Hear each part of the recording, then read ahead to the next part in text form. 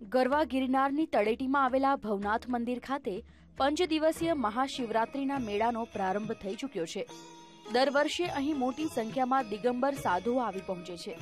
આ દિગંબર સાધુઓની રીતભાત ખરેખર હાઈટેક બનતી જાય છે, જેમ કે લેપટોપ બાબા, દાઢી બાબા અને બાઇકર્સ બાબા હાલમાં મેળાનું આકર્ષણ બની રહ્યા છે। એટલું જ નહીં, આ વર્ષે અહીં આવી પહોંચેલા રુદ્રાક્ષ બાબાએ શ્રદ્ધાળુઓમાં કુતૂહલ જગાવ્યું છે।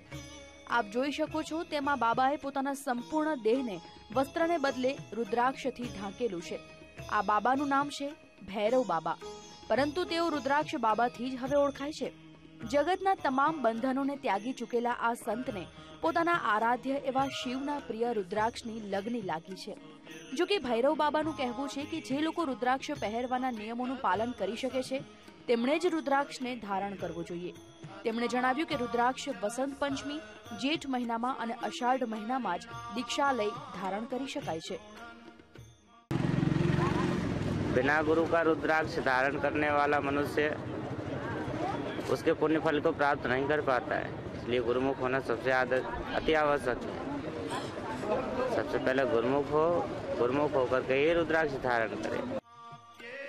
ભૈરવ બાબાના કહેવા અનુસાર રુદ્રાક્ષ આદ્ય શક્તિના 109 શીશ છે। રુદ્રાક્ષને આદ્ય શક્તિનું એક રૂપ પણ ગણવામાં આવે છે। 1111 રુદ્રાક્ષ ધારણ કરનાર શિવ સ્વરૂપ હોય છે, જો કે ભૈરવ બાબાએ 11,900 જેટલા રુદ્રાક્ષ ધારણ કર્યા છે। कई कहते हैं कि ये भगवान के आंसू हैं।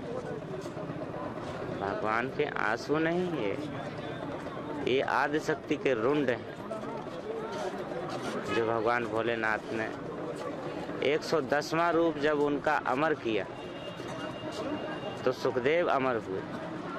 तो सुखदेव के द्वारा अमर हुई माता आदि शक्ति। ભૈરવ બાબાનું એમ પણ કહેવું છે કે દરેક વર્ણના લોકોએ તેમના વર્ણાનુસાર રુદ્રાક્ષ ધારણ કરવો જોઈએ, જેમ કે બ્રાહ્મણે શ્વેત વર્ણનો, ક્ષત્રિયએ રક્તવર્ણી, વૈશ્યએ તામ્રવર્ણી અને ક્ષુદ્રએ શ્યામ વર્ણે રુદ્રાક્ષ ધારણ કરવો જોઈએ।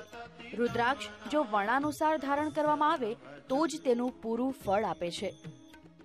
यदि उसकी पुण्य की प्राप्ति करना है तो वो अपने मन का गुरु चुने और उससे दीक्षा लेकर के वो अपने वर्ण अनुसार उनसे रुद्राक्ष ले। ये जन कल्याण के लिए इन शब्दों का मैं सदुपयोग सबके लिए कर रहा हूँ।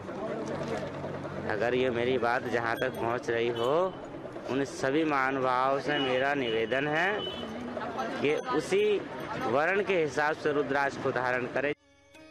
આ તો વાત થઈ રુદ્રાક્ષ બાબાની, પણ સમગ્ર દેશમાંથી અહીં આવેલા વિવિધ તપસ્વીઓ આવી અનેક ખાસિયતોને કુદરતના રહસ્યોને ઉજાગર કરવાની શક્તિ ધરાવે છે। મેળાના પ્રથમ દિવસથી જ હજારો લોકોની ભીડ તપસ્વીઓના દર્શન માટે એકઠી થઈ રહી છે। દિલીપ મોરી, વીટીવી, જૂનાગઢ।